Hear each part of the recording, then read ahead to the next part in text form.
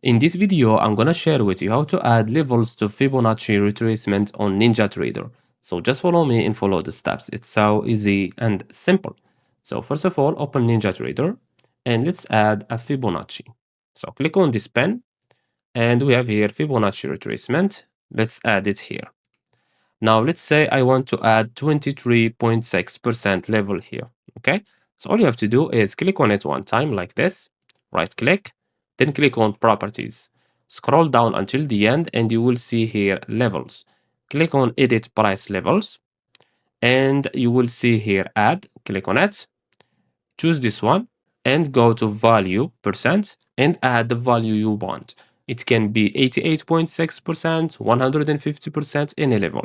So for me, I will add 23.6%. We have here color. You can change the color if you want. So I will choose, let's choose this one, for example, and click on OK. Now make sure that you click on template here and click on save and click on save as default and click on yes.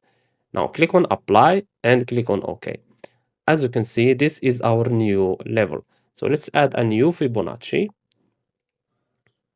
As you can see, we have that level here. And that's it. So I hope you found this video helpful. Don't forget to give us a like and subscribe. Thanks for watching and see you in the next one.